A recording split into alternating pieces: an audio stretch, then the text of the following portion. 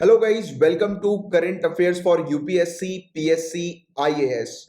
Guys, अगर आप UPSC civil services की तैयारी कर रहे हैं या किसी भी स्टेट सिविल सर्विसेज एग्जामिनेशन की तैयारी कर रहे हैं तो बिल्कुल सही जगह पर आप आए हैं। यहां पर सभी सोर्सेज से न्यूज को कवर किया जाता है, जैसे कि the Hindu, Indian Express, Times of India, Live Mint जैसे जो न्यूज़पेपर्स होते हैं उनकी न्यूज को कवर किया जाता है। पीआईबी की रिपोर्ट्स को डिस्कस करते हैं। राज्यसभा टेलीविजन में जो भी इंपॉर्टेंट डिबेट्स डिस्कशन आती हैं उनको लेक्चर के दौरान कवर किया जाता है। Even EPW, down to earth Yojana जैसी जो मैगजीन्स होती हैं उनके आर्टिकल्स को भी कवर करते हैं। तो आप डेली रेगुलर अगर क्लासेस को अटेंड करेंगे, रिलीजियसली क्लासेस को फॉलो करेंगे तो आपको 100% गारंटी सक्सेस मिलेगी और आपका 100% गारंटी सिलेक्शन होगा।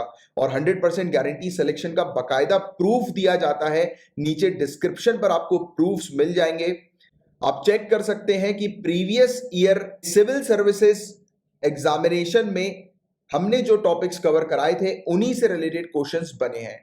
तो फटाफट चैनल को सब्सक्राइब कर लीजिए अगर आपने सब्सक्राइब नहीं किया है तो। इवन हम लोग काफी सारे हाई क्वालिटी जनरल स्टडीज के कोर्सेज भी ऑफर करते हैं। तो आने वाली स्लाइड्स में आपको कोर्सेज की डिटेल्स भी मिल जाएगी और हमारे दूसरे चैनल्स की इंफॉर्मेशन भी आपको प्रोवाइड करा दी जाएगी आने वाली स्लाइड्स में। और गाइस, नीचे डिस्क्रिप्शन पर टेलीग्राम के चैनल की लिंक भी आपको मिल जाएगी, आप उस चैनल को भी ज्वाइन कर सकते हैं। प्लस डिस्कशन ग्रुप भी है जहां पर काफी सारे सिविल सर्विसेज के एस्पिरेंट्स मौजूद हैं जो कि डेली बेसिस पर अपने जो भी डाउट्स वगैरह जो होते हैं उनको डिस्कस करते हैं, तो आप उसको ज्वाइन कर सकते हैं। तो फुल फोकस के साथ स्टार्ट करते हैं करंट अफेयर्स की क्लास को। बट बिफोर दैट ये कुछ कोर्सेज की डिटेल्स और हमारे चैनल्स की डिटेल्स हैं।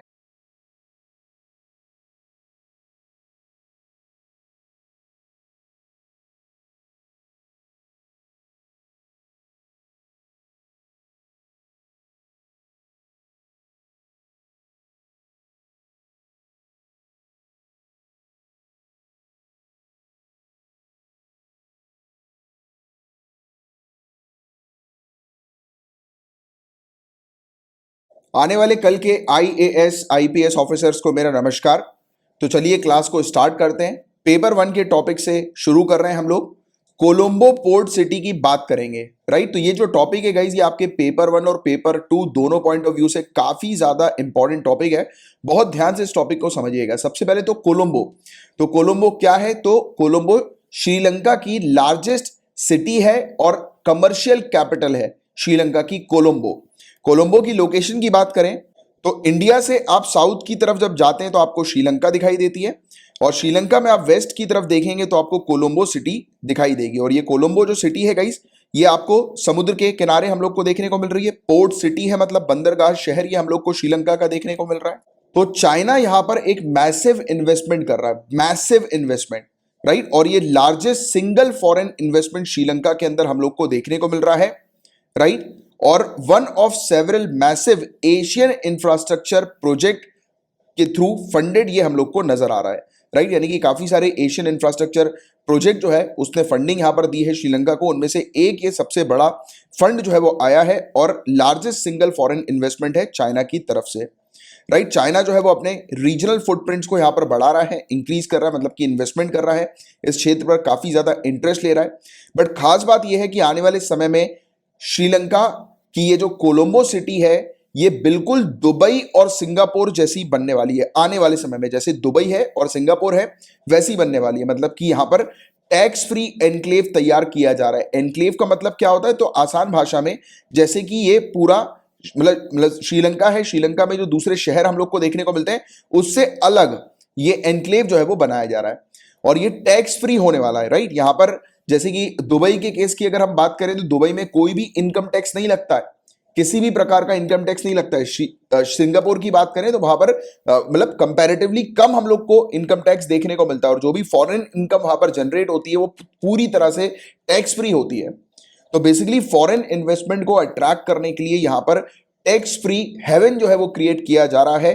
आने वाले समय में टैक्स फ्री हो जाएगी ये कोलंबो सिटी और इसके कारण काफी सारे लोग यहां पर अट्रैक्ट होंगे और काफी मैसिव लेवल पर इन्वेस्टमेंट हम लोग को यहां पर देखने को मिलेगा। तो ये बहुत इंपॉर्टेंट चीज है, ध्यान में रखिएगा। इसके लिए श्रीलंका क्या कर रहा है? तो श्रीलंका की जो संसद है, उसकी जो पार्लियामेंट है, वो एक विधेयक, एक लेजिस्लेशन जो है उसने प्रपोज किया है, पेश किया है, जो जैसे ही वो पास होगा, ये बिल जैसे ही पास होगा, पारित होगा, तो इस पोर्ट सिटी, इस कोलंबो को एक आयोग द्वारा प्रशासित किया जाएगा। इस पोर्ट सिटी को एडमिनिस्टर किया जाएगा एक कमीशन के द्वारा, और इस कमीशन के पास बहुत ज्यादा पावर होने वाली है कि वो इन्वेस्टमेंट को अप्रूव जो है वो कर सकती है, और इन्वेस्टमेंट के अप्रूवल में तेजी लाने के लिए इसको बहुत ज्यादा पावर्स दी जाएगी। और एक बहुत इंपॉर्टेंट बात कि इस पोर्ट सिटी के अंदर जितने भी ट्रांजैक्शन होंगे वो फॉरेन करेंसी में होंगे, और श्रीलंका की जो करेंसी है वो लंकन रुपी हमें देखने को मिलती है।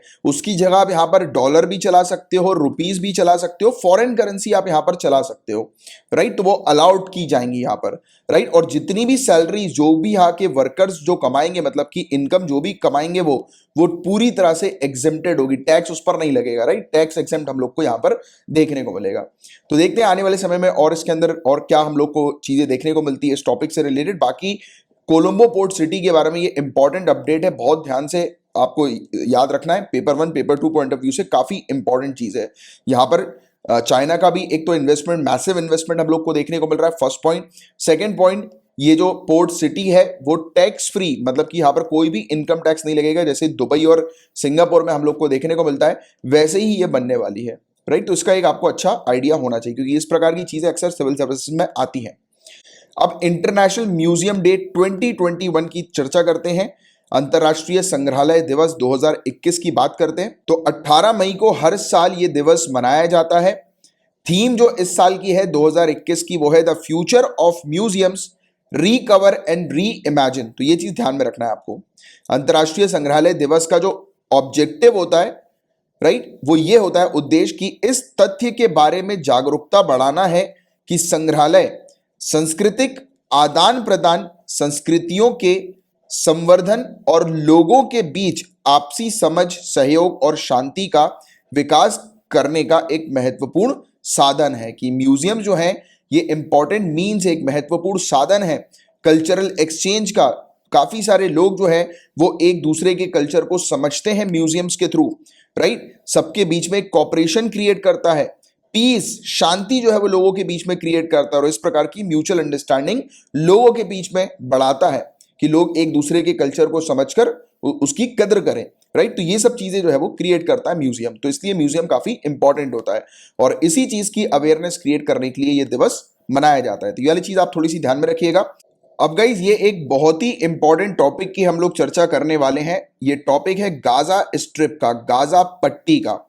और आपको पता है गाइस कि इजराइल और पैलेस्टीन के बीच में भी बहुत ही भयानक इशू चल रहे हैं। एक हमस करके एक ऑर्गेनाइजेशन, मिलिटेंट ग्रुप हम लोग को देखने को मिलता है, वो पैलेस्टीन की तरफ से इजराइल के ऊपर रॉकेट पे रॉकेट दागा जा रहा है।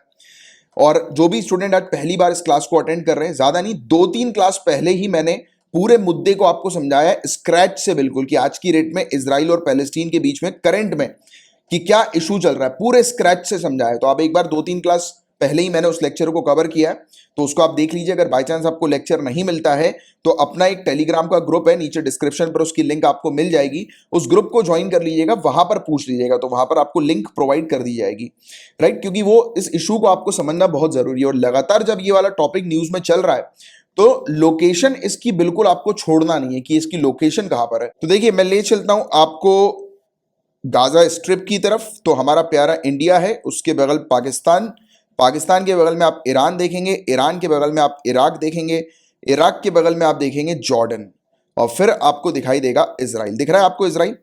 इजराइल में आप देखिए बिल्कुल नीचे वाले एरिया की तरफ आप मेडिटेरेनियन सी की तरफ जो है वो थोड़ा सा गौर फरमाइए। मैं जूम आउट करता हूं तो बेटर तरीके से आपको जो है वो नजर आ जाए। देखो आपको गाजा स्ट्रिप दिख रही है, लिखी हुई बिल्कुल आपको दिखाई दे रही है। इजराइल के पास आप देखिए, इजराइल के ऊपर साइड आप देखिए नॉर्थ वेस्ट की तरफ थोड़ा सा गौर फरमाइए, कोने में आपको समुद्र के पास एक गाजा करके लिखा होगा ब्लैक कलर से, ये गाजा स्ट्रिप का एरिया है।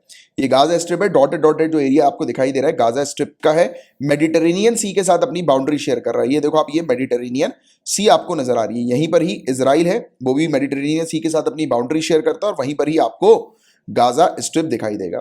यहां पर ऊपर आप देखेंगे इजराइल जहां पर लिखा हुआ है उसके ऊपर तो आपको वेस्ट बैंक का एरिया दिखाई देगा। यहीं पे आप और ऊपर जाएंगे तो आपको गोलन हाइट्स का एरिया जो है वो एक दिखाई देगा। यहीं पर ही एक डेड सी भी है। कभी कभी ऐसे क्वेश्चंस बनते हैं कि डेड सी कौन सी कंट्रीज के साथ अपनी बाउंड्री शेयर करती है, तो इसका आंसर आप मुझे नीचे कमेंट बॉक्स पर लिखकर बताएंगे अभी के अभी। दूसरी चीज आप अरेंज करके बताइए कि गोलन हाइट्स, वेस्ट बैंक और गाजा स्ट्रिप, जो नॉर्थ टू साउथ में अगर इसको आपको अरेंज करना है तो क्या ये ऑर्डर होगा अरेंजमेंट का। तो ऐसे क्वेश्चन ऑलरेडी बने हैं, पूछे गए हैं, दोबारा से पूछे जा सकते हैं, तो इसलिए इसके बारे में आप अच्छी प्रिपरेशन रखिए, राइट। और मेडिटेरेनियन सी के साथ कौन सी कंट्रीज अपनी बाउंड्री शेयर करती है, इसका आंसर भी आप मुझे नीचे कमेंट बॉक्स पर लिखकर बताएंगे। तो इन 3 चीजों का आंसर आप लिखकर बताएं। मैंने आपको मैप दिखाया और ऐसे ही आपको जो है वो तैयारी रखनी। और गाजा स्ट्रिप का टॉपिक जब लगातार न्यूज में है तो इस टॉपिक को बिल्कुल भी हमें, या फिर इजराइल और पैलेस्टीन का जो टॉपिक हमें न्यूज में देखने को मिल रहा है, तो उसमें कुछ भी नहीं छोड़ना है, मतलब ज्योग्राफिकल लोकेशन को भी बहुत अच्छे से देखना है। तो आपको बताएंगे इस गाजा स्ट्रिप के बारे में। तो ये एक आर्टिफिशियल क्रिएशन है। मैंने आपको वो बॉर्डर दिखाई थी, डॉटेड डॉटेड बॉर्डर अभी मैप में दिखाई थी, तो ये आर्टिफिशियल क्रिएशन है। आर्टिफिशियली इसे क्रिएट किया गया था 1948 के समय पे, जिस समय 1948 में इजराइल का क्रिएशन हुआ था। इजराइल ने घोषित कर दिया था एक independent country, right. Specially Jews ने, बहुत पुराना मामला हम लोग को देखने को मिलता है ज्यूज और पैलेस्टीन के बीच में, राइट। एक टाइम पर जो पूरा एरिया आज की डेट में हम लोग को इजराइल का देखने को मिलता है, एक टाइम पर पूरा एरिया पैलेस्टीन का हुआ करता था। फिर धीरे धीरे करके ज्यूज ने उस एरिया पर अपना कंट्रोल जमाया और फिर इजराइल का बर्थ हुआ, इजराइल क्रिएट हुआ, इजराइल एक कंट्री हम लोग को देखने को मिली 1948 में, राइट। उस समय रफली 3/4 पैलेस्टीन की जो अरब पॉपुलेशन हमें देखने को मिली थी उसको निकाल दिया गया था। उन्हें बहुत अपनी जगह को, अपने घरों को छोड़कर भागना पड़ा और काफी सारे ऐसे रेफ्यूजीज बन गए थे लोग। रेफ्यूजीज यानी कि जिनके पास किसी भी कंट्री की अब सिटीजनशिप नहीं है, और किसी भी कंट्री की सिटीजनशिप ना होने का मतलब कि जो सिटीजन्स होते हैं या फिर वो लोग जो होते हैं गाइस, ह्यूमंस जो होते हैं, वो काफी सफर करते हैं। क्योंकि आप इस चीज को समझिएगा, किसी भी कंट्री की अगर किसी इंडिविजुअल के पास सिटीजनशिप है, मतलब कि वो जो गवर्नमेंट है, वो जो स्टेट है, वो रिस्पॉन्सिबिलिटी लेती है कि अपने सिटीजन्स को प्रोटेक्ट करने की। बट यहां पर रेफ्यूजीज के पास एज सच कोई रिस्पॉन्सिबिलिटी कोई नहीं लेता उनको प्रोटेक्ट करने के लिए। तो रेफ्यूजी की लाइफ काफी डिफिकल्ट होती है। तो इस क्षेत्र में बहुत सारे रेफ्यूजीज अलग अलग जगह पर फैले हुए हैं। इवन काफी सारे रेफ्यूजीज जो थे वो यहां से छोड़कर जॉर्डन चले गए, सीरिया चले गए, लेबनान चले गए, कुछ लोग वेस्ट बैंक की तरफ चले गए। अभी लोकेशन मैंने आपको दिखाई थी ऊपर की तरफ, राइट। और वेस्ट बैंक जो है वो जॉर्डन के रूल के अंदर आ गया था 1948 में। फिर बाद में जाकर 6 डेज का वॉर हम लोग को देखने को मिला, जिस समय इजराइल ने वापस जो है वो जॉर्डन से वापस इस एरिया को अपने कंट्रोल में ले लिया। और यहां पर काफी सारी पॉपुलेशन हम लोग को देखने को मिलती है गाजा स्ट्रिप के अंदर, जो कि कोस्टल स्ट्रिप में, छोटे छोटे कोस्टल स्ट्रिप हम लोग को देखने को मिलते हैं इजिप्ट के बीच में और आज की डेट में जो इजराइल है उसके बीच में, वहां पर फैली हुई है, स्कैटर्ड है काफी सारी पॉपुलेशन। आज की डेट में गाजा के अंदर लगभग 70% पॉपुलेशन हम लोग को रेफ्यूजी के तौर पर नजर आती है, देखने को मिलती है। तो सवाल ये उठता है कि इस क्षेत्र को, इस गाजा स्ट्रिप को कौन कंट्रोल करता है। तो आपका जवाब होना चाहिए हमस। हमस ने इस क्षेत्र के ऊपर 2007 में अपना कंट्रोल ले लिया था। हमस बेसिकली एक मिलिटेंट ऑर्गेनाइजेशन हमें देखने को मिल रही है आज की डेट में। जो इजराइल के ऊपर जो रॉकेट दागे जा रहे हैं वो हमस के द्वारा दागे जा रहे हैं पैलेस्टीन के बिहाफ में, राइट। तो ये चीज हमें देखने को मिल रही है। फिर बाद में इजराइल ने इस क्षेत्र को पूरी तरह से बंद कर दिया था। गाजा की बॉर्डर को, जो डॉटेड एरिया मैं आप लोग को दिखा रहा था, वो यही चीज है। इजराइल ने इस क्षेत्र को पूरी तरह से बंद कर दिया और गाजा को जो है वो एक एनिमी एंटिटी, मतलब कि एक एनिमी टेरिटरी या एरिया जो है वो डिक्लेयर कर दिया गया। गाजा बेसिकली कोई स्टेट नहीं है, वो एक टेरिटरी हम लोग को देखने को मिलती है। और हमस की अगर हम बात करें गाइस, तो इजराइल और काफी सारी इंटरनेशनल कम्युनिटी जो है उसे एक टेररिस्ट ऑर्गेनाइजेशन के तौर पर मानते हैं। Even United states also. तो यूनाइटेड स्टेट्स भी हमस को जो है वो एक टेररिस्ट ऑर्गेनाइजेशन के तौर पर मानता है और इजराइल भी उसे टेररिस्ट ऑर्गेनाइजेशन ही मानता है, राइट। क्योंकि मतलब हमें देखने को मिला कि उसने जो है वो सिविलियंस के ऊपर जो है वो अटैक भी किया था हिस्ट्री में, क्योंकि उसने, हमस ने जो है वो अटैक किया, तो इसलिए उसे टेररिस्ट ऑर्गेनाइजेशन जो है वो घोषित किया हुआ है। तो हमने 3 चीज जानी, हमस के बारे में थोड़ा सा डिस्कस किया, राइट, कि इसका कंट्रोल हम लोग को गाजा स्ट्रिप पर देखने को मिलता है और गाजा स्ट्रिप एक टेरिटरी है जो कि इजराइल के कंट्रोल में नहीं है, बट इजराइल भी उसको जो है वो एक टेरिटरी अपनी ही मानता है, बट उसने उसको ब्लॉक करके रखा हुआ है क्योंकि वहां पर हमस ने, एक मिलिटेंट ने या फिर एक टेररिस्ट ऑर्गेनाइजेशन ने जो है वो कब्जा किया हुआ है। तो देखो, इजराइल और पैलेस्टीन का जो मुद्दा है सदियों पुराना, उसको हम लोग थोड़ा सा समझते हैं, राइट।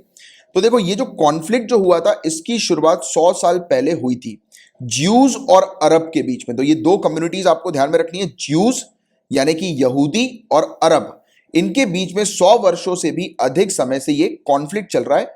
ये संघर्ष चल रहा है। किस चीज को लेकर संघर्ष चल रहा है?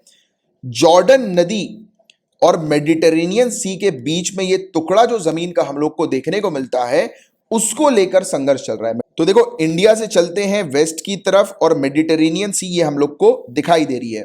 मेडिटेरेनियन सी के साथ ही लगी हुई हम लोग को इजराइल देखने को मिल रही है। अब हमने क्या बात करी? मेडिटेरेनियन सी के बीच में और जॉर्डन रिवर के बीच में। आप डेड सी को गौर से देखो और डेड सी के ऊपर साइड आप देखने की कोशिश करो। ये आपको जो पट्टी दिखाई दे रही है, ये लाइन दिखाई दे रही है, ये जॉर्डन नदी की हम लोग को पूरी लाइन दिखाई दे रही है। और ये लाइन जो है वो पूरा डॉटेड बॉर्डर एरिया जो आपको दिखाई दे रहा है, पूरा ऊपर तक चला जाता जा रहा है, पूरा ऊपर तक ये जा रहा है, राइट। तो ये जो नदी है, आप मैं फिर से जूम करके आपको इस नदी का नाम पढ़वा देता हूं, पढ़ लो। ये वाली नीचे वाली मत देखना, जरका नदी मत देखना आप। ये आपको जो ट्रीटी नजर आ रही है 1994 की ट्रीटी लाइन जो आपको नजर आ रही है, उसमें गौर फरमाओ, आपको जॉर्डन नदी जो है वो लिखा हुआ नजर आएगा, जॉर्डन रिवर। ये देखो, आप दिख रहा है आपको, क्लियर है? ये नदी ऊपर की तरफ जाती जा रही है। और अब मैं इसको जूम आउट करता हूं, सिर्फ इस डॉटेड एरिया को आप देखो। तो ये जो टुकड़ा हम लोग को पूरा नजर आ रहा है, पूरा जो टुकड़ा, ये ऊपर वाला पूरा टुकड़ा मेडिटेरेनियन सी और इस जॉर्डन नदी के बीच का, इसको लेकर जो लड़ाई जो है वो ज्यूज के बीच में, यहूदियों के बीच में और पैलेस्टीन या फिर अरब के बीच में हमें देखने को मिली थी। चीजों को समझना एक एक करके, ठीक है? तो ये 100 साल से पुराना युद्ध है। साल 1882 से 1948 इसके बीच में दुनिया भर के यहूदी फिलिस्तीन में एकत्रित हुए थे। इतिहास में इस घटना को अलियाह के नाम से जाना जाता है। तो क्वेश्चन आ सकता है, अलिया मूवमेंट जो है वो क्या है? तो ज्यूज जो थे वो 1882 से 1948 के बीच में पूरे दुनिया भर के ज्यू इस जगह पर आकर इकट्ठा हो चुके थे, राइट। और इनका जो युद्ध था वो अरब्स के साथ था, पैलेस्टीनियंस के साथ था, जिन्हें कहा जाता है अरब के साथ। फिर वर्ष 1917 में प्रथम विश्व युद्ध के बाद टर्की साम्राज्य का पतन हो गया। टर्की, जिसे ऑटोमन एम्पायर हम लोग कहते हैं, वो पूरी तरह से उस साम्राज्य का पतन हो गया, खत्म हो गया। और फिलिस्तीन पर ब्रिटेन ने नियंत्रण कर लिया। तो ब्रिटेन ने फिलिस्तीन को जो है वो कंट्रोल कर लिया, पैलेस्टीन को कंट्रोल कर लिया। एक एक करके चीजों को धीरे धीरे सीरियल वाइज समझते चलना कि क्या टाइमलाइन हमें देखने को मिल रही है। और फिर इस जमीन पर हमें देखने को मिला कि ज्यूज जो हैं, यहूदी जो हैं, वो अल्पसंख्यक में हम लोग को, माइनॉरिटी में हम लोग को देखने को मिल रहे थे, और अरब की यहां पर मेजॉरिटी थी, राइट। अरब जो थे उनकी बहुसंख्यक थी और यहूदी जो थे वो अल्पसंख्यक में हम लोग को देखने को मिले थे। और इस क्षेत्र पर ब्रिटेन का कब्जा होने के बाद फिलिस्तीन में यहूदियों को बसाने के उद्देश्य से बाल्फोर घोषणा, बाल्फोर डिक्लेरेशन जारी किया गया। तो याद रखिएगा, ब्रिटेन भी रिस्पॉन्सिबल है कि इस क्षेत्र में ज्यूज की एंट्री के लिए। तो बाल्फोर घोषणा, बाल्फोर डिक्लेरेशन, अगर ऐसा कुछ क्वेश्चन आता है किससे एसोसिएटेड है, तो आपको ध्यान में रखना है। ब्रिटेन ने जब इस क्षेत्र पर कब्जा किया था, कंट्रोल किया था, तो उसके बाद वो उनका मेन उद्देश्य, मेन एम ये था कि जो यहूदी हैं, जो ज्यूज हैं, उन्हें पैलेस्टीन में जो है वो लेकर आना है, राइट, बसाना है, उन पैलेस्टीन को उनका घर बनाना है। जबकि उस समय फिलिस्तीन में बहुसंख्यक आबादी अरबों की थी। उस समय, उस पीरियड में मेजॉरिटी जो थी पैलेस्टीन के अंदर अरब्स की हम लोग को देखने को मिल रही थी। तो हम क्या नोटिस कर रहे हैं? अरब्स और ज्यूज के बीच में अब एक कॉन्फ्लिक्ट शुरू होता जा रहा है, माइनॉरिटी और मेजॉरिटी का, राइट। यहूदियों ने इस बाल्फोर घोषणा का समर्थन किया। उन्होंने बोला कि ये जो है वो बाल्फोर जो घोषणा है उसे फेवर करेंगे, राइट। जबकि फिलिस्तीनियों ने इसे मानने से अस्वीकार कर दिया। फिलिस्तीनियों ने बोला कि वो इसे नहीं मानते, वो इसे रिजेक्ट करते हैं। कुछ समय पहले यूरोप में हुए हॉलोकॉस्ट में लगभग 6 मिलियन यहूदी मारे जा चुके थे और इस कारण से एक पृथक यहूदी राज्य की मांग तेजी पर चल रही थी। तो हॉलोकॉस्ट के समय पर हमें देखने को मिला था कि काफी सारे ज्यूज की जान चली गई थी। ऑलमोस्ट 6 मिलियन, मतलब कि 60 लाख यहूदी मारे गए थे और इनकी डिमांड चल रही थी कि इनको एक सेपरेट ज्यूइश स्टेट दिया जाए, एक यहूदी राज्य जो है वो इनको सेपरेट, अलग करके जो है वो दिया जाए। तो ये इनकी मांग यूरोप में चल रही थी। ज्यूज ने जो है वो क्लेम किया पैलेस्टीन के ऊपर कि वो उनका नेचुरल होम है और अरब ने भी वहां से जाने के लिए मना कर दिया। अब यहां से जंग छिड़ी। ज्यू ने बोला कि पैलेस्टीन उनका घर है, अरब ने बोला हम तो यहां पर पहले से रह रहे हैं, हमारी मेजोरिटी, हम यहां से नहीं जाएंगे चाहे कुछ कर लो, राइट। फिर इंटरनेशनल कम्युनिटी ने सपोर्ट करना शुरू कर दिया ज्यूज को।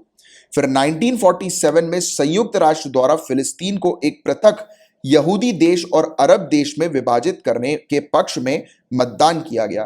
तो यूनाइटेड नेशन के अंदर भी वोटिंग हुई कि पैलेस्टीन को स्प्लिट कर दिया जाए, अलग कर दिया जाए, सेपरेट ज्यूइश की एक टेरिटरी दे दी जाए और अरब स्टेट को सेपरेट टेरिटरी दे दी जाए।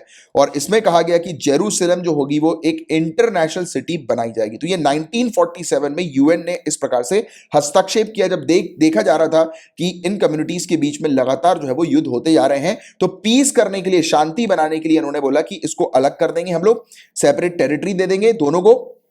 और जेरूसलम को लेकर जो मुद्दा छिड़ा है, क्योंकि दोनों ही क्लेम जेरूसलम को लेकर करते हैं और आज तक जेरूसलम को लेकर दोनों ही जो अरब स्टेट है, अरब के जो लोग हैं, इस्लामिस्ट हैं और ज्यूज हैं, यहूदी हैं, ये दोनों ही क्लेम करते हैं, क्योंकि इन दोनों का ही मानना है कि जेरूसलम जो जगह है वो इनकी एक पाक जगह है, राइट, सैक्रेड प्लेस है इनकी है, जिस जगह पर इनकी मान्यता हम लोग को देखने को मिलती है।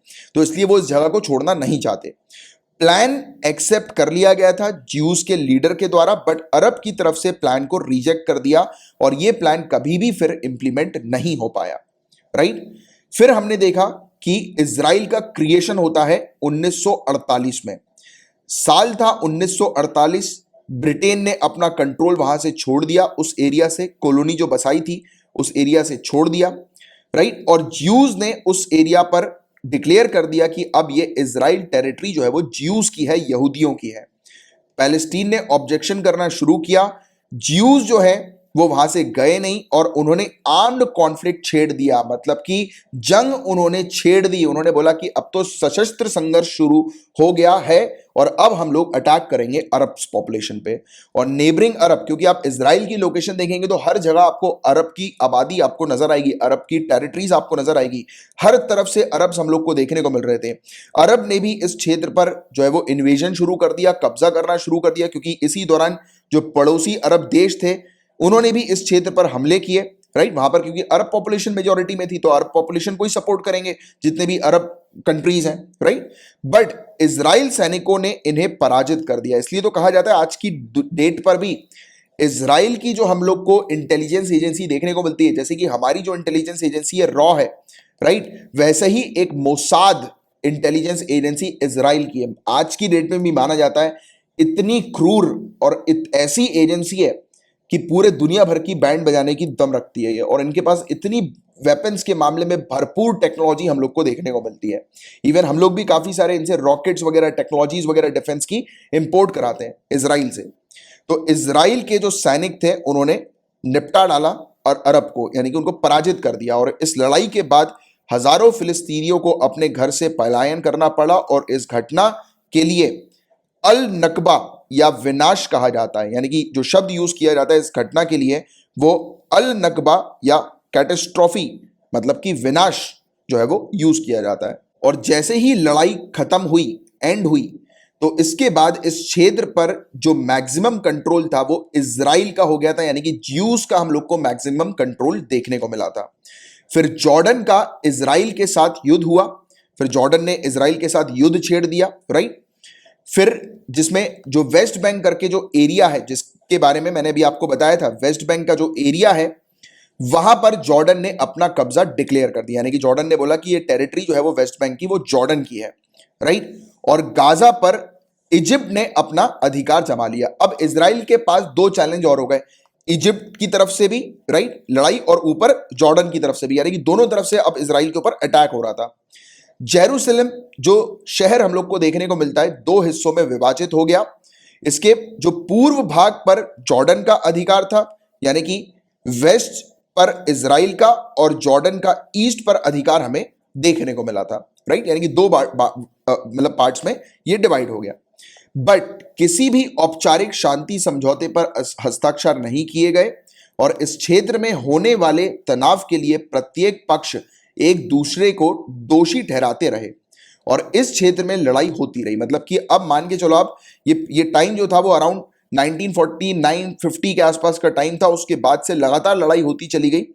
फिर 1967 का टाइम आया, इजरायली सेना ने, मतलब जो एरिया जो था, जो कैप्चर्ड किसके पास था, जॉर्डन के पास, वो एरिया अपने कंट्रोल में कर लिया। इवन जो एरिया जो इजिप्ट ने कंट्रोल में किया था वो भी इसने वापस ले लिया।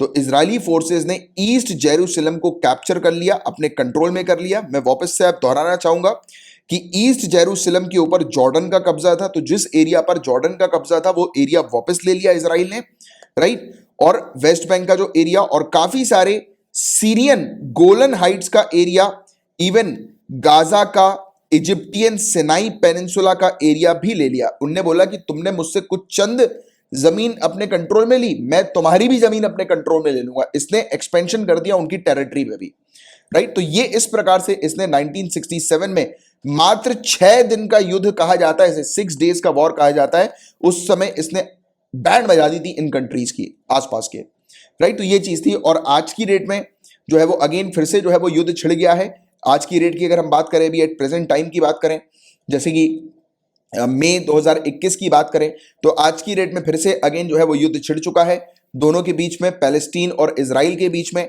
एक एरिया हमें अल अक्सा मस्जिद का देखने को मिलता है, वहां पर ये युद्ध छिड़ा। और इस युद्ध के बारे में अभी प्रेजेंट के सिनेरियो में आप लोग जानते ही होंगे, और इसके बारे में भी मैं आपको प्रीवियस लेक्चर्स में पूरी डिटेल में जो है वो कवर करवा चुका हूं इस टॉपिक को। इस टॉपिक को अगर आपको डिटेल में कवर करना है तो आप मुझे नीचे कमेंट बॉक्स पर जो है वो लिख सकते हैं, मैं आपको उसकी लिंक प्रोवाइड कर दूंगा, या फिर अपना जो चैनल है वहां उसको आप ज्वाइन कर लीजिए। टेलीग्राम का चैनल है जहां पर आप वो लिंक जो है वो मान सकते हैं। तो वो करंट सिनेरियो में आज की डेट में क्या हुआ है उसके बारे में पूरा मैंने एक्सप्लेन ऑलरेडी किया हुआ है। बाकी ये हिस्टोरिकल बैकग्राउंड भी आप लोग को बताना था, जो कि आपके एग्जाम के लिए काफी ज्यादा इंपॉर्टेंट है। हर एक चीज को हमने पॉइंट बाय पॉइंट जो है वो भी कवर किया, तो ये पूरी चीज थोड़ी सी ध्यान में रखिएगा, ये आपके एग्जाम के लिए काफी ज्यादा इंपॉर्टेंट है। अब हम लोग डिस्कस करेंगे पेपर 2 के टॉपिक को, बट बिफोर डिस्कसिंग मैं आपको बता दूंगा इसकी प्रीलिम्स 2021 में अगर आप अपीयर हो रहे हैं तो जनवरी 2020 से पूरे करंट अफेयर्स में आप लोग के कवर करा रहा हूं, उसके रिवीजन करवा रहा हूं। कवर तो मैं ऑलरेडी करा ही चुका हूं, तो इसका एक फास्ट रिवीजन हो रहा है। तो इस क्लासेस को आप जरूर अटेंड कीजिएगा, स्पेशली जिन स्टूडेंट्स ने ऑलरेडी मेरे लेक्चर्स जो है वो कवर किए हुए हैं काफी साल से,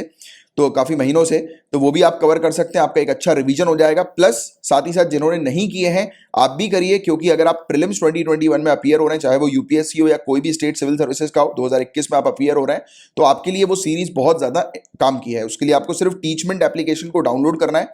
इस क्लासरूम आईडी का आप उपयोग कीजिएगा, आप एंटर कर जाएंगे क्लास में, और डेली जो है वो मैं क्लास प्रोवाइड कराता हूँ। कल किसी टेक्निकल इशू के कारण क्लास हो नहीं पाई थी, तो आज दिन में 12 बजे, मतलब कि आज 22 मई 2021 दिन में 12 बजे जो है वो आपकी क्लास में कंडक्ट करने वाला हूं, राइट। और शाम में भी क्लास होगी, मतलब क्लास मिस नहीं होगी, मतलब कि जो टारगेट हमने रखा है उस टारगेट को अचीव करते हुए पूरे के पूरे जो अभी लेटेस्ट तक जो है वो पर आ जाएंगे, मतलब कि मई मंथ तक आ जाएंगे, करंट अफेयर्स कर लेंगे। इसके बाद तो वैसे तो जून जुलाई जो भी आएगा, क्योंकि आपका जो एग्जाम जो होगा वो जैसे यूपीएससी को हम देखें तो 10 अभी तक जून जो 10 अक्टूबर जो है वो डेट दी गई है, जून से शिफ्ट हो चुकी है, आप सभी लोग जानते ही हैं।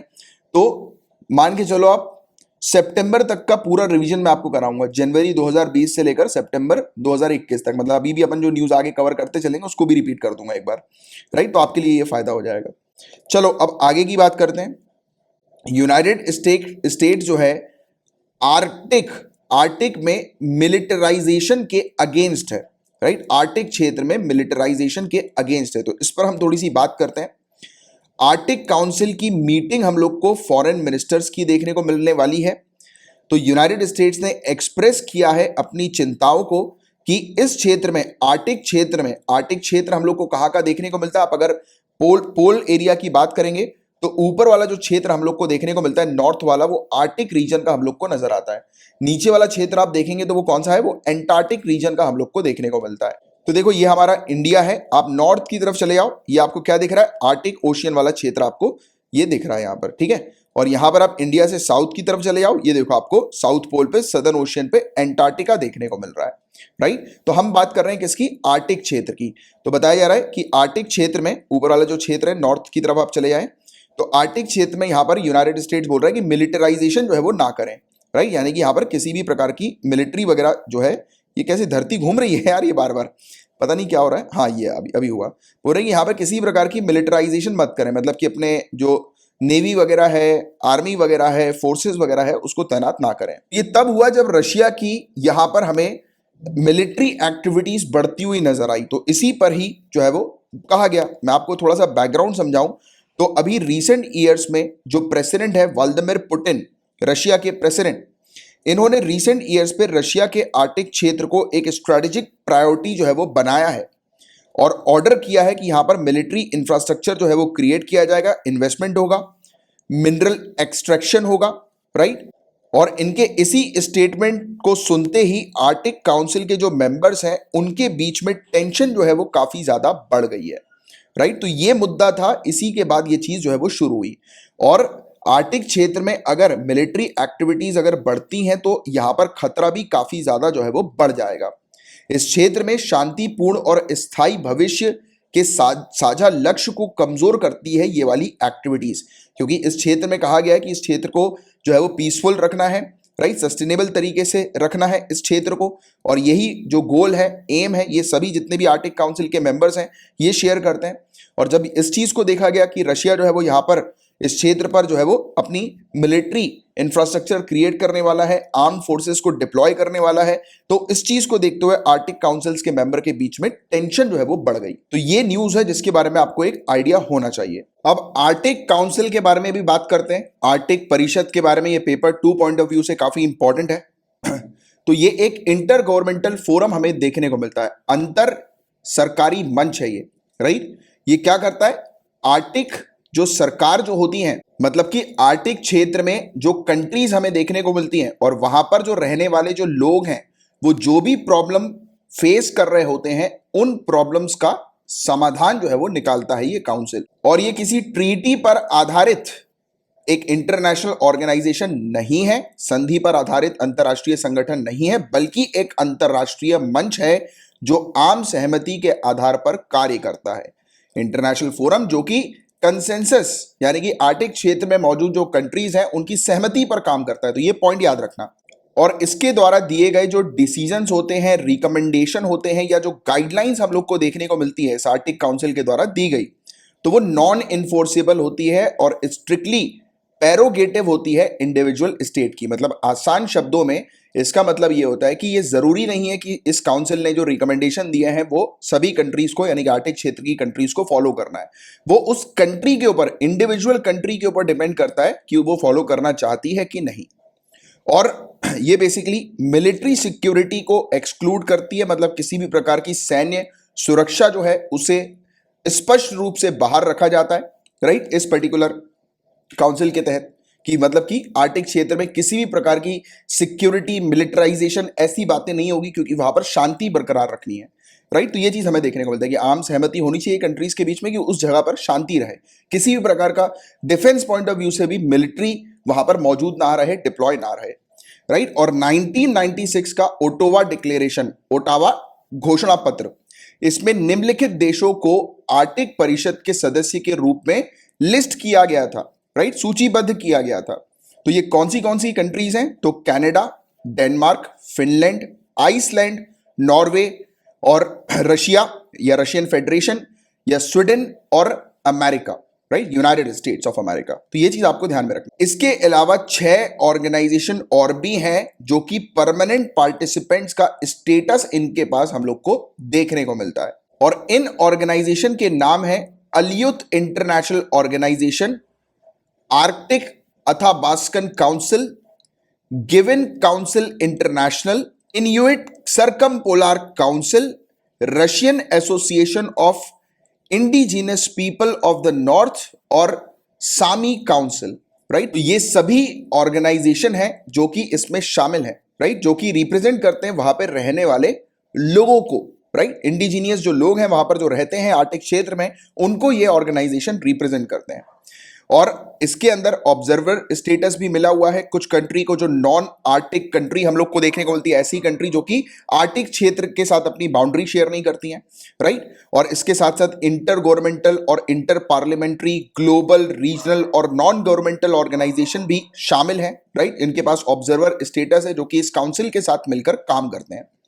आर्टिक काउंसिल के वर्किंग ग्रुप्स हम लोग को कौन कौन देखने को मिलते हैं, तो आर्टिक कंटामिनेंट्स एक्शन प्रोग्राम, ये बेसिकली फोकस किस चीज पर करता है, कंटामिनेंट की बात हो रही है तो पल्यूटेंट्स की बात हम लोग करेंगे कि इस क्षेत्र पर जितना भी एमिशन हो रहा है, कार्बन डाइऑक्साइड का एमिशन या वेरियस गैसेस का एमिशन, जो कि ग्रीन हाउस गैस हम लोग को जो देखने को मिलती है, जिसके कारण से ओजोन लेयर जो है वो डैमेज होती है, तो ये बेसिकली फोकस करता है, ये प्रोग्राम टारगेट करता है कि यहां पर किसी भी प्रकार का एमिशन ना हो, राइट, किसी भी तरीके से एमिशन पॉल्यूटेंट्स का ना रिलीज हो।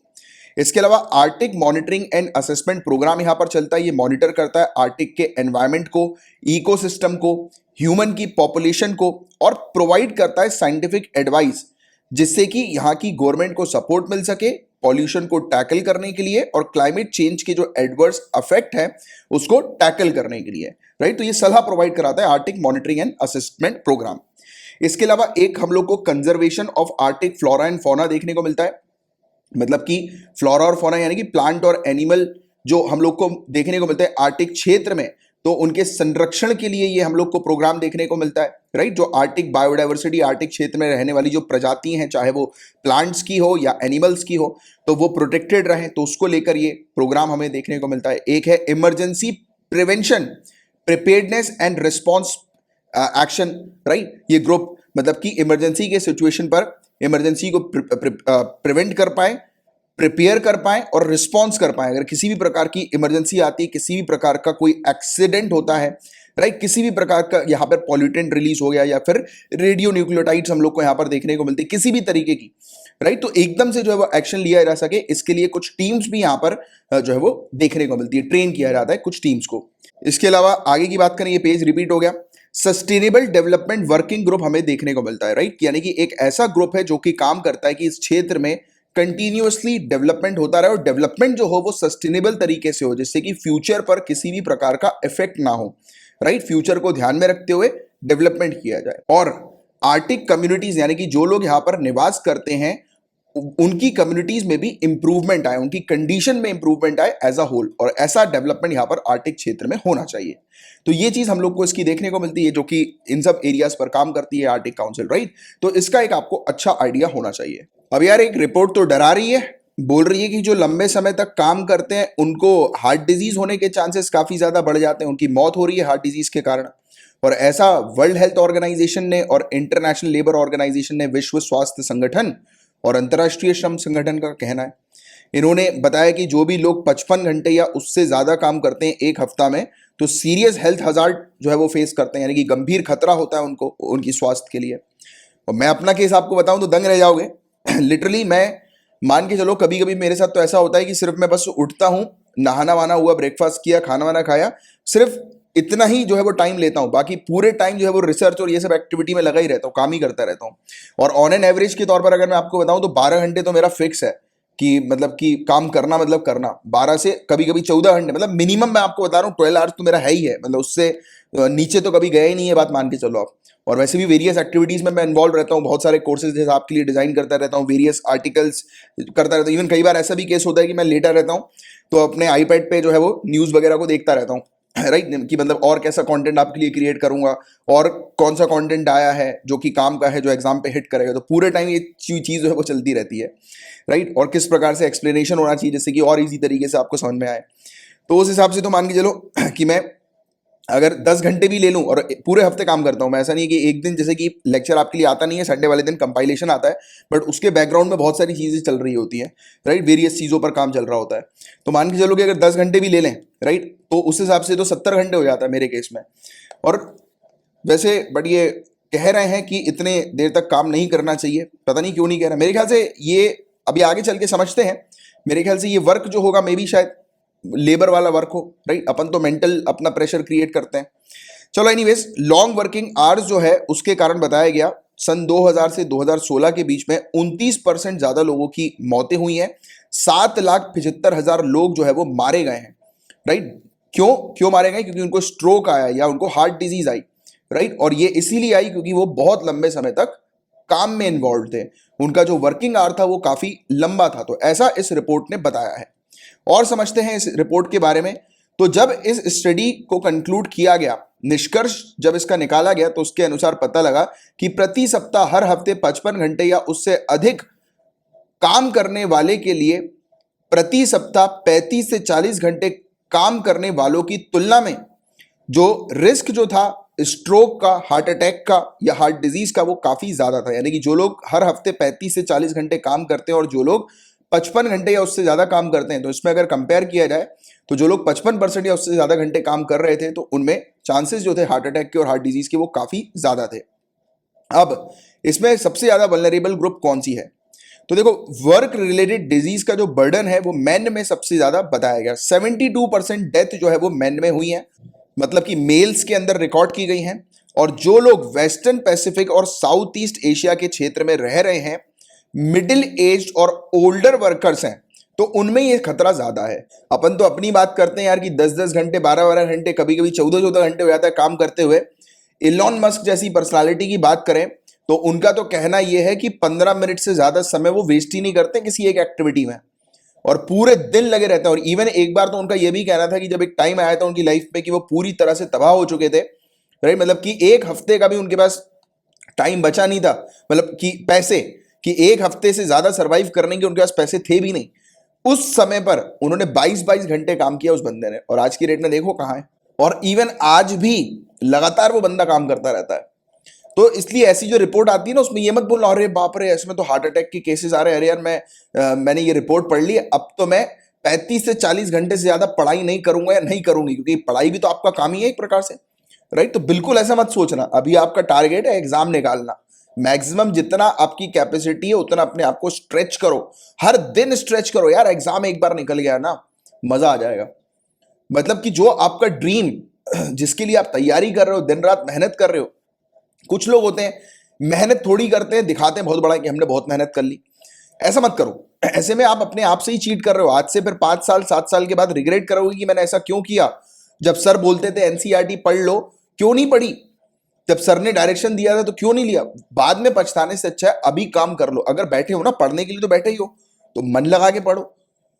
मैंने देखा है लोगों को पढ़ते रहते हैं, एकदम से नोटिफिकेशन आया, तुरंत मोबाइल उठा लिया, अरे क्या आया। डिस्ट्रैक्शन, डिस्ट्रैक्ट बिल्कुल मत हो। डिस्ट्रैक्शन वाली चीज पूरी अलग कर दो, क्योंकि आपका फोकस एक ही होना चाहिए, इस एग्जाम को निकालना, नाम के आगे आईएएस आईपीएस लगाना, ठीक है। और रिपोर्ट के अनुसार यह बताया गया है कि ज्यादातर लोगों की जो मौतें हो रही हैं, उनका जो एज ग्रुप है वो 60 to 79 ईयर्स का है, राइट। तो ये एज ग्रुप आपके रिटायरमेंट का है।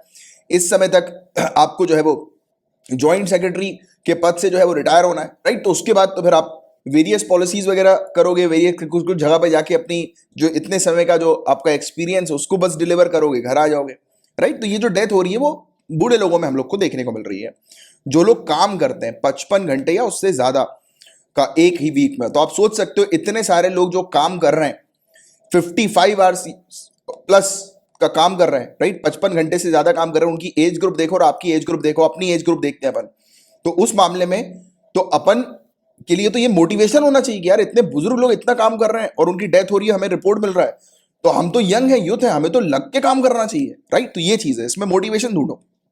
और जिनकी एज 45 to 74 के बीच में हम लोग को देखने को मिल रही है, उनमें डेथ रिकॉर्ड जो है वो देखने को मिल रहा है। तो देखो, चिंता वाली बात यही है कि लंबे समय तक जो काम किया जाता है उसमें क्या होता है, मेंटल प्रेशर क्रिएट होता है, बर्डन क्रिएट होता है, राइट। और इसमें यही चीज बताई जाती है कि 1/3 जो total estimated work related burden जो होता है वो लंबे समय तक काम करने के लिए हमें देखने को मिलता है, राइट। तो ये एक बड़ा रिस्क फैक्टर जो है वो बताया गया है, और लार्जेस्ट ऑक्यूपेशनल डिजीज बर्डन बताई गई है, सबसे बड़ा कारक साबित किया जा चुका है, राइट, मतलब व्यवसायिक रोगों संबंधी खतरों का। और इस रिपोर्ट ने हमें सोचने पर मजबूर किया है कि हम और भी नए साइकोलॉजिकल ऑक्यूपेशनल रिस्क फैक्टर जो हेल्थ से एसोसिएटेड हैं उसके बारे में सोचें, राइट। फर्दर आज की डेट में लॉन्ग वर्किंग आवर्स जो लोग करते हैं, राइट, उनकी संख्या भी इंक्रीज हो गई है। टोटल पॉपुलेशन के कंपैरिजन में 9% हम लोग को देखने को मिल रही है, बढ़ गई है, कि और भी ज्यादा लोग जो है वो काम में ज्यादा समय दे रहे हैं। और इवन इसके कारण लोगों को डिसेबिलिटी और अर्ली डेथ का रिस्क भी जो है वो और बढ़ चुका है। इवन पेंडेमिक के कारण भी हमें देखने को मिला आज की डेट में जो लोग वर्क फ्रॉम होम कर रहे हैं, पूछिए जरा उनसे। और टेली वर्किंग आज की डेट में एक प्रकार का काफी सारी इंडस्ट्री में नॉर्म बन चुका है, और घर क्या है और वर्क प्लेस क्या है ये पूरा ब्लर हो चुका है, राइट। मतलब कि आप घर बैठे बैठे ही काम करो, बट वर्किंग आवर्स जो है वो बहुत स्ट्रेच हो चुके हैं, खिंच चुके हैं। मतलब वर्कलोड ही इतना दे दिया जाता है कि इंसान जो है वो पूरे पूरे दिन बैठा रहता है तो भी उसका काम खत्म नहीं होता। राइट। तो ये वाली चीज भी आपने अपने फ्रेंड से सुना होगा, या फिर अगर आप वर्क फ्रॉम होम कर रहे होंगे तो आपको पता होगा। पेंडेमिक के कारण लोगों की बिजनेसेस की जो हालत खराब हुई है, इसके कारण बिजनेसेस ने एम्प्लॉइज के ऊपर प्रेशर क्रिएट कर दिया, या फिर ऑप्शन रख दिया कि भाई अगर आप नहीं कर पाओगे तो आप ऑफिस छोड़ सकते हो। तो ये वाली भी एक प्रॉब्लम है, लोग मजबूर होकर पैसे कमाने के लिए लंबे समय तक आज की डेट में काम कर रहे हैं, राइट, क्योंकि मजबूर है, नहीं करेंगे तो उनको निकाल दिया जाएगा, राइट। और अगर निकल जाएंगे तो एक टाइम पर ऑफिस बंद हो जाएगा या बिजनेस बंद हो जाएगा वाला। देखो, स्ट्रोक से बड़ी या रिस्क से बड़ी कोई भी जॉब नहीं होती, ये बात तो सभी को पता है कि कोई भी नौकरी जो हृदय रोगों का जोखिम उठाने के लायक नहीं होती है, राइट। गवर्नमेंट्स, एम्प्लॉयर्स, वर्कर्स, इन्हें एक साथ मिलकर काम करना पड़ेगा और एक लिमिट जो है वो सेट करनी पड़ेगी, जिससे कि वर्कर्स की हेल्थ जो है वो प्रोटेक्टेड रहे। सरकार जो है गाइस, इन्होंने कानून भी इंट्रोड्यूस किए हैं कि बैन कर दिया जाए मैंडेटरी ओवर टाइम को, राइट, और इंश्योर किया जाए मैक्सिमम लिमिट वर्किंग टाइम का, कि कितना मैक्सिमम लिमिट जो है वो होना चाहिए, राइट। तो ये चीज हमें देखने को मिलती है। तो ये पॉइंट्स हैं जो कि हम लोग को इस आर्टिकल में देखने को मिले। अब इलेक्टोरल बॉन्ड, चुनावी बॉन्ड की हम लोग चर्चा करते हैं कि ये क्या होता है। स्टेट बैंक ऑफ इंडिया ने इलेक्टोरल बॉन्ड 695.34 करोड़ रुपीस के 695.34 करोड़ रुपीस के अभी बेचे हैं, राइट। अप्रैल 1 से लेकर 10 अप्रैल के बीच में, जब तमिलनाडु, पुडुचेरी, वेस्ट बंगाल, आसाम, केरला के अंदर इलेक्शंस हम लोग को देखने को मिले थे। ये अमाउंट जो था गाइस, ये अभी तक का सबसे हाईएस्ट अमाउंट बताया गया, वो भी इस समय पेंडेमिक के समय, जब से ये स्कीम स्टार्ट हुई है 2018 में, उसके बाद से 695.34 करोड़ इतना अमाउंट इन्वेस्ट किया गया। मतलब कि कहीं ना कहीं सोचने वाली बात है कि क्या चल रहा है भाई, जब लॉकडाउन के समय पर हालत खराब है, लोगों का बिजनेस नहीं हो रहा, बट इलेक्टोरल बॉन्ड इतने ज्यादा हाई प्राइस के इशू हुए हैं, मतलब कि कहीं ना कहीं घोटाला तो है बॉस। इलेक्टोरल बॉन्ड में हमें हालांकि देखने को मिलता है कि इलेक्टोरल बॉन्ड्स के थ्रू पता नहीं लगता पॉलिटिकल पार्टी को कि किसने पैसा पहुंचाया है, बट उस पर्टिकुलर डेट पर अगर पॉलिटिकल पार्टी के अकाउंट पर अगर लमसम पैसा आ रहा है और उन्होंने इंडस्ट्रियलिस्ट को पहले से ही बोल दिया कि भैया इतना पैसा जो है वो पहुंचा देना, तो उतना अमाउंट जब अगर पहुंचेगा तो ऑब्वियस ही बात है, पता तो लगी जाएगा कहीं ना कहीं से पॉलिटिकल पार्टी को कि कितना फंड उनके पास आया है, राइट, कितना इंक्रीज हुआ है उनके फंड में। तो ये वाली चीज होती है। कहने को तो कहा जाता है कि ये सीक्रेसी होती है, ट्रांसपेरेंसी हमें देखने को मिलती है, किसी भी प्रकार से पॉलिटिकल पार्टी को पता नहीं लग पाता कि किस इंडिविजुअल ने कितना पैसा डाला, बट यहां पर तो खुलासा हो जाता है ना। इस प्रकार से आप सोचो, चीजों को समझो। तो इलेक्टोरल बॉन्ड है क्या? तो इलेक्टोरल बॉन्ड एक फाइनेंशियल इंस्ट्रूमेंट हम लोग को देखने को मिलता है पॉलिटिकल पार्टीज को डोनेशन देने के लिए। अब इंडस्ट्रीज पॉलिटिकल पार्टी को लमसम डोनेशन दे रही है, मतलब कि वो पॉलिटिकल पार्टी जब सत्ता पे आएगी तब वो फेवर चुकाएगी उस इंडस्ट्री का। तो ऐसे ही तो खेल हम लोग को देखने को मिलता है, और यही सब चीजें हैं जिसके कारण से फिर बाद में चल के करप्शन होता है कंट्री के अंदर। ये बॉन्ड्स इशू किए जाते हैं 1000 रुपए, 10,000 रुपए, 1 लाख रुपए, 10 लाख रुपए, 1 करोड़ रुपए and so on. Maximum limit इसकी कोई नहीं है। इतने मल्टीपल्स पे, यानी कि 1000, 10,000, 1 लाख, ऐसे 0 बढ़ते आते हैं, ऐसे मल्टीपल्स पे जो है बॉन्ड इशू होते हैं। स्टेट बैंक ऑफ इंडिया हमारी कंट्री के अंदर ऑथराइज्ड है ऐसे बॉन्ड्स को इशू करने के लिए, राइट। और ये बॉन्ड 15 दिन के लिए ही होते हैं जिस दिन इन्हें इशू किया जाता है, यानी कि जिस दिन इस बॉन्ड को जैसे ही इशू किया जाता है 15 दिन के अंदर अंदर हमें देखने को मिलता है, 15 डेज के अंदर अंदर पॉलिटिकल पार्टी को इस बॉन्ड को जो है वो इनकैश कराना होता है, यानी कि अपने अकाउंट में, अपने मेन अकाउंट में ट्रांसफर कराना होता है। ये बॉन्ड जो होते हैं गाइस रिडीमेबल होते हैं, राइट। इसको रिडीम किया जा सकता है। पॉलिटिकल पार्टी का जो रजिस्टर अकाउंट जो होता है वहां पर रिडीम किया जा सकता है, वहां पर डाला जा सकता है सिर्फ, और कहीं नहीं। और ये चीज ध्यान में रखना, प्रीलिम्स में आ सकती है कि ये बॉन्ड जो है वो किसके द्वारा परचेज किए जा सकते हैं, तो वो इंडियन सिटीजन होना चाहिए या वो कंपनी इंडिया के अंदर स्टैब्लिश होनी चाहिए, उनके द्वारा ये बॉन्ड परचेज किए जाते हैं। अब ये बॉन्ड केंद्र सरकार जो है वो स्पेसिफाई करती है कि जनवरी, अप्रैल, जुलाई और अक्टूबर इन महीनों के अंदर 10 दिन के पीरियड के लिए ये बॉन्ड जारी किए जाते हैं, राइट। और 10 डेज में ही, और मतलब जैसे ही इसको खरीदना होता है और पॉलिटिकल पार्टी को 15 डेज के अंदर इसे अपने अकाउंट में ट्रांसफर कराना होता है। और जो भी व्यक्ति, एक इंडिविजुअल होता है जो इस बॉन्ड को परचेस करता है, वो इंडिविजुअली यानी कि सिंगल तौर पर भी इस बॉन्ड को परचेस कर सकता है या ज्वाइंटली भी दूसरे इंडिविजुअल के साथ इस बॉन्ड को परचेस कर सकता है या कर सकती हैं। और डोनर का नाम जो होता है वो उसमें मेंशन नहीं होता कि बॉन्ड जो है वो किस डोनर के नाम पर है, बट ऑब्वियस ही बात है, एक पॉलिटिकल पार्टी के पास एक लमसम अमाउंट आएगा और जो भी डोनर होगा उसने पहले ही अगर इन्फॉर्म कर दिया होगा कि मैं इतनी तारीख को इतने पैसे डाल रहा हूं, तो ऑब्वियस ही बात है, पता तो लग जाना ही है, राइट। इसमें कोई हम लोग को सीक्रेसी ऐसा तो देखने को मिलती नहीं है। तो ये एक लूप होल मुझे लगता है, राइट। कि बाकी आपकी क्या राय है इसमें आप जरूर दीजिएगा। राइट। और हम देख ही रहे हैं कि इस समय पर, जिस समय पर बिजनेसेस बंद हैं, कंपनीज बोलती हैं कि हमारे पास जो है वो मतलब पैसे देने के लिए, एम्प्लॉइज को पैसे देने के लिए पैसा नहीं रखा, इसलिए हम कंपनी बंद करके रखे हैं, जॉब से निकाल रहे हैं। और आज की डेट में देखिए, पॉलिटिकल पार्टीज को फंड करने के लिए इतने करोड़ रुपए, 695 करोड़ रुपीस। तो कभी कभी तो लगता है ऐसा कि जो पैसे जो आए हैं कोरोना वायरस को ट्रीट करने के लिए, कहीं ना कहीं वो तो नहीं लग गए यहां पर। सोचने वाली बात है, इस पर सोचिएगा और इसका एक अच्छा जवाब दीजिएगा नीचे कमेंट बॉक्स में लिखकर। कल के ब्यूरोक्रेट हैं आप, दिमाग आपको लगाना पड़ेगा, ये सब चीजें देखकर एनालिसिस करनी पड़ेगी भाई चल क्या रहा है। और जीएस पेपर 3 के अब टॉपिक्स को हम लोग कवर करते हैं। देखो, मैं किसी पॉलिटिकल पार्टी को ना सपोर्ट करता हूं ना उसके अगेंस्ट रहता हूं, मैं न्यूट्रल रहता हूं। और मैं आप सभी को भी ये सिखाता हूं कि किसी भी पॉलिटिकल पार्टी के बारे में ना बोले, सिस्टम के अंदर जो कमियां चल रही है उसके बारे में पॉइंट आउट करें, क्योंकि आपका कोई लेना देना नहीं है पॉलिटिकल पार्टी से। आपका लेना देना है इस कंट्री के लिए एडमिनिस्ट्रेशन करना, बेटर एडमिनिस्ट्रेशन करना, इस कंट्री का डेवलपमेंट करना। क्योंकि कौन करता है इस कंट्री का development? IAS officer, IPS officers. तो ये ऑफिसर्स होते हैं, वही तो करते हैं। पॉलिटिकल पार्टी जो होती है वो तो पब्लिक रिप्रेजेंटेटिव होते हैं, बट वो एक्सपर्ट थोड़ा ना होते अपनी फील्ड में। देश को तो कौन चला रहा है? ऑफिसर्स चला रहे हैं, राइट, जिनको नॉलेज है, जिनको ज्ञान है, आप जिस चीज की आप तैयारी कर रहे हो, तो वो बॉडी चला रही है ना। चलो एनीवेज, अब न्यूज शोकेस की यहां पर बात हो रही है। ये क्या है, आइए इसे समझते हैं। तो गूगल ने अनाउंस किया है न्यूज शोकेस को इंडिया के अंदर। क्वेश्चन आ सकता है, न्यूज शोकेस किसके द्वारा शुरू किया गया है इंडिया में? तो गूगल, ध्यान में रखना है, 30 न्यूज पब्लिशर हैं जो न्यूज को पब्लिश करते हैं, नेशनल, रीजनल और लोकल न्यूज ऑर्गेनाइजेशन जो है, ऐसे 30। तो उनके साथ जो है वो न्यूज शोकेस जो है वो अनाउंस किया है गूगल ने इंडिया में। न्यूज शोकेस अलाउ करेगा कि पब्लिशर जो है वो पार्टनरशिप जो है वो कर सकते हैं अपने कंटेंट की, यानी कि अपने ओरिजिनल फैक्चुअल कंटेंट की पार्टनरशिप कर सकते हैं। और गूगल के न्यूज और डिस्कवर प्लेटफॉर्म पर ये न्यूज जो है वो डिस्प्ले होंगी, राइट। गूगल न्यूज जो प्रोवाइड कराता है ना, तो ऐसा अभी बीच में हुआ था, हमें देखने को मिला था कि काफी सारी जो न्यूज पब्लिशर जो कंपनी हमें देखने को मिल रही थी, वो क्या कर रही थी, वो केस कर रही थी गूगल के ऊपर, राइट, फेसबुक के ऊपर, ऐसे सोशल मीडिया के ऊपर, कि उनके द्वारा बनाए गए, क्योंकि ये ऑल ओवर वर्ल्ड चल रहा था कि उनके द्वारा बनाए गए जो कंटेंट थे, न्यूज वगैरह थी, उसको इस प्रकार से ऑनलाइन जो है वो पब्लिश किया जा रहा है, राइट। तो इसलिए केस लगाने की यहां पर बात की गई थी, राइट। तो ये वाली चीज हम लोग को देखने को मिली थी कि केस जो है वो किया जा रहा था, गूगल से कहा जा रहा था कि आप जो ये न्यूज कंटेंट जो हमारा यूज कर रहे हो ये गलत है, राइट। कॉपीराइट का केस जो है वो इस प्रकार से आ रहे थे। तो ये नई चीज लेकर आ गया गूगल अपने आप को बचाने के लिए। इसने बोला कि चलो कोई बात नहीं, आप एक काम करो, आप जो भी न्यूज पब्लिश करते हो उसके लिए मेरे साथ एग्रीमेंट कर लो, राइट। जो भी रीडर्स होंगे उस हिसाब से, या जो भी एड्स वगैरह होगा उस हिसाब से आपको पैसे जो है वो प्रोवाइड किए जाएंगे, राइट। तो ये वाली चीज कर दी गूगल ने।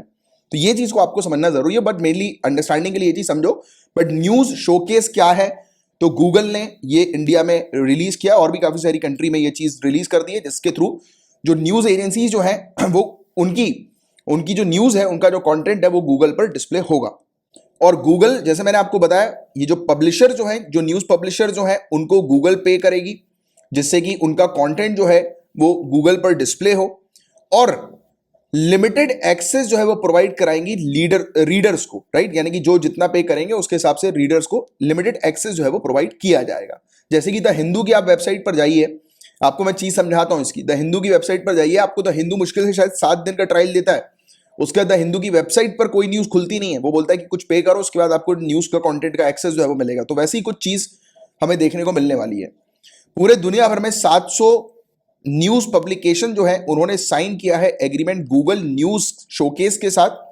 ये कंट्री है Germany, Brazil, Canada, France, Japan, UK, Australia, जेशिया, इटली, अर्जेंटीना, राइट। तो ये हम लोग को कंट्रीज देखने को मिल रही है, राइट, जिन्होंने 700 न्यूज पब्लिकेशन ने साइन किया इस प्रकार का एग्रीमेंट। तो याद रखिएगा ये वाली चीज। अब देखिए, स्नो लेपर्ड के ऊपर WWF की एक रिपोर्ट आई है। WWF का फुल फॉर्म क्या है? World wild life fund for nature. इसने एक रिपोर्ट रिलीज करी है जिसका टाइटल है over 100 years of snow leopard research. 100 साल से ज्यादा स्नो लेपर्ड पर रिसर्च की गई। Specially explicit review state of knowledge in the snow leopard range की, स्नो लेपर्ड की जो रेंज है उसका एक बेहतरीन रिव्यू जो है वो इस रिपोर्ट में किया गया है। बट जब टाइटल लिखने के बाद यहां पर बताया जाता है कि 70% से ज्यादा हैबिटेट मतलब कि जहां पर वो रहते हैं, तेंदुए, ये 12 एशियन कंट्रीज में रहते हैं।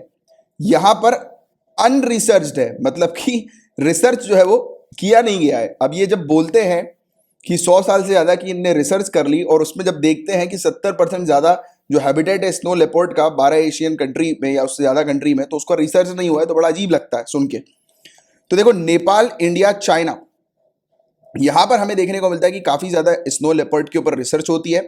फिर मंगोलिया और पाकिस्तान, राइट। और इन तेंदुओं की आबादी का जब आकलन किया गया, असेसमेंट किया गया कि इनकी कितनी पॉपुलेशन है, कितनी आबादी है, तो तय किए जाने वाले जो रिसर्च का प्रमुख केंद्र रहा है, जिसके बावजूद बड़े आकार की इस बिल्ली प्रजाति के मात्र 3% से भी कम क्षेत्र के बारे में प्रचुर आंकड़े उपलब्ध हैं। तो मतलब कि इन्होंने जो रिसर्च करी है उसमें ये बता रहे हैं कि 3% से भी कम जो एरिया है, मैंने कि जहां पर ये ज्यादा पाए जाते हैं, उस एरिया पे 3% से भी कम जो है वो रिकॉर्ड किए गए। और पूरे दुनिया भर में 4000 स्नो लेपर्डी बचे हैं एशिया के हाई माउंटेन्स में, और इनकी पॉपुलेशन जो है वो थ्रेट जो है वो फेस कर रही है, कंटिन्यूअसली थ्रेट फेस कर रही है। एक बड़ा थ्रेट तो आप जानते ही हैं, राइट। खतरा जो है वो इनको क्लाइमेट चेंज का हम लोग को देखने को मिलता है, राइट। इनका हैबिटेट जो है वो लॉस हो रहा है, धीरे धीरे करके डिग्रेड हो रहा है, पोचिंग हो रही है, राइट, शिकार इनका हो रहा है, राइट, कॉन्फ्लिक्ट कम्युनिटीज के साथ हो रहा है। तो ये सब कुछ इनके थ्रेट्स हम लोग को देखने को मिलता है। स्नो लेपर्ड का इंडिया के अंदर क्या कंजर्वेशन प्लान हम लोग को देखने को मिलता है, किस प्रकार से इनका संरक्षण किया जाता है। तो हमारे यहाँ एक प्रोजेक्ट स्नो लेपर्ड है, राइट, जिसके थ्रू हम लोग स्नो लेपर्ड और उनके हैबिटेट को, जहां पर वो रहते हैं, उसको संरक्षित करते हैं, कंजर्व करते हैं। और इंडिया जो है वो पार्टी भी है Global Snow Leopard and Ecosystem Protection Programme की 2013 से ही, राइट। तो इस प्रोग्राम के तहत भी हम लोग स्नो लेपर्ड को कंजर्व करते हैं। और इंडिया के अंदर इन तेंदुओं को, यानी कि स्नो लेपर्ड को, हिम तेंदुओं को कहां पर कंजर्व किया जाता है, तो भारत के अंदर 3 बड़े हम लोग को लैंडस्केप देखने को मिलते हैं जिनको आइडेंटिफाई किया गया, 3 बड़े एरियाज को आइडेंटिफाई किया है। तो लद्दाख और हिमाचल प्रदेश में हेमिस स्पीति हम लोग को देखने को मिलती है, उत्तराखंड में गंगोत्री, नंदा देवी, और सिक्किम और अरुणाचल प्रदेश में हम लोग को कंचनजंगा और तवांग देखने को मिलता है। तो यहां पर 3 बड़े लैंडस्केप हैं जो कि इनके कंजर्वेशन के लिए है। प्रोजेक्ट स्नो लेपर्ड 2009 में जो है वो शुरू हुआ था, राइट। और ये स्पेशली स्नो लेपर्ड को कंजर्व करने के लिए किया गया था, और इनका जो हैबिटेट है स्पेशली उसको कंजर्व करना है, क्योंकि अगर घर बचा रहेगा इन प्रजातियों का तो ऑब्वियस ही बात है कि ये प्रजाति प्रोटेक्टेड रहेंगी।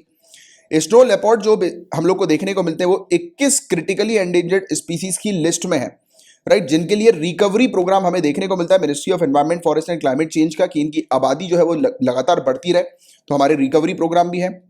और आपको बता दें कि स्नो लेपर्ड जो है वो IUCN की रेड लिस्ट के अंदर वल्नरेबल कैटेगरी में है, और schedule 1 Indian wild life protection act 1972 के अंदर भी हमें देखने को मिलता है कि इसको प्रोटेक्शन हासिल की हुई है। Even CITES convention on international trade in endangered species इसके अपेंडिक्स 1 में है। और CMS की बात करें, कन्वेंशन ऑन माइग्रेटरी स्पीसीज की, तो इसके अंदर भी हमें देखने को मिलता है कि इस प्रजाति को हाईएस्ट कंजर्वेशन स्टेटस जो है वो प्राप्त है, और इवन पूरे दुनिया भर में भी और इंडिया के अंदर भी। और इंडिया के द्वारा क्या क्या एफर्ट्स जो है वो लिए गए हैं इस प्रजाति को बचाने के लिए, तो प्रोजेक्ट स्नो लेपर्ड के बारे में तो हमने चर्चा ऑलरेडी करी ली। तो इसमें लोकलाइट्स को भी, लोकल कम्युनिटीज़ को भी इन्वॉल्व किया जाता है कि लोकल कम्युनिटीज़ भी पार्टिसिपेट करें और इंक्लूसिव तरीके से हम लोग बचा सकें स्नो लेपर्ड को उनकी पॉपुलेशन खत्म होने से।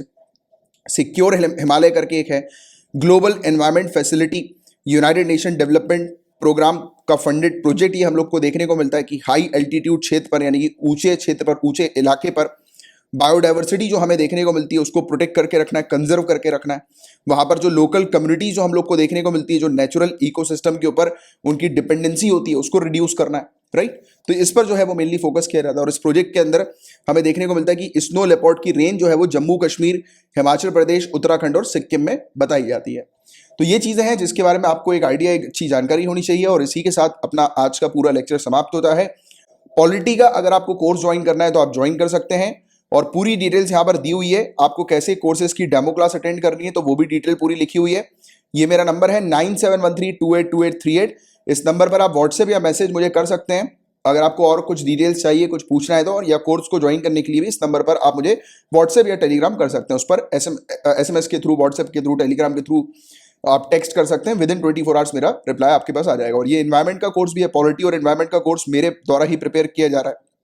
CSET का पूरा कोर्स आपके लिए अवेलेबल है, राइट। हिस्ट्री का कोर्स एंशिएंट, मेडिवल और मॉडर्न इंडियन हिस्ट्री अवेलेबल है। पूरे वीडियो कोर्सेज हैं ये सब। और सोशियोलॉजी का ऑप्शनल कोर्स भी अवेलेबल है, ये तो बिल्कुल ज्वाइन करिए अगर आपका सोशियोलॉजी ऑप्शनल है तो, राइट, हाईली रिकमेंडेड। और करंट अफेयर्स का आपको पीडीएफ पेड पैकेज चाहिए तो वो फैसिलिटी भी आपके लिए अवेलेबल है। मात्र 100 रुपीज पर मंथ की फीस में आपको डेली लेक्चर्स की पीडीएफ मिलती है, हैंडआउट नोट्स मिलते हैं, रिवीजन के लिए वीकली कंपाइलेशन दिया जाता है और मंथली मैगजीन दी जाती है, जिससे कि आपका समय बचता है। नोट टेकिंग आपको करनी नहीं होती, सिर्फ आपको ध्यान से आपका दिमाग लगाना होता है, सुनना होता है, लेक्चर को समझना होता है और उसको बस रिवाइज करना होता है। पूरा कंटेंट आपको दे दिया जाता है, जिससे कि आपका टाइम बचता है। जो टाइम आप नोट टेकिंग में लेते हो उस टाइम का आप यूटिलाइज कर सकते हो जीएस के टॉपिक्स को प्रिपेयर करने के लिए। तो यही होती है स्मार्ट स्ट्रेटेजी और स्मार्ट स्टडीज। तो इसका उपयोग किया करो टाइम बचाने के लिए, क्योंकि टाइम इज वेरी इंपॉर्टेंट। और करंट अफेयर्स का आपको अगर मंथली एमसीक्यू प्रैक्टिस करना है तो वो फैसिलिटी भी अवेलेबल है और एक ऑफर भी है जिसको आप अवेल कर सकते हैं। और इससे रिलेटेड जानकारी चाहिए तो मैंने आपको अपना नंबर बता ही दिया है। यूपीएससी 2021 में आप अपीयर हो रहे हैं तो एक टेस्ट सीरीज अवेलेबल है आपके लिए जो आप ज्वाइन कर सकते हैं, राइट। और पूरी डिटेल्स यहाँ पर लिखी हुई है। कोई मतलब कुछ और पूछना है, कुछ कंफ्यूजन आता है कोर्सेज से रिलेटेड तो मैंने आपको बता ही दिया, आप मुझे कांटेक्ट कर सकते हैं, राइट। तो चलो फिर अपन मिलेंगे नेक्स्ट लेक्चर में, तब तक के लिए bye bye, take care, have a great day ahead, Tata.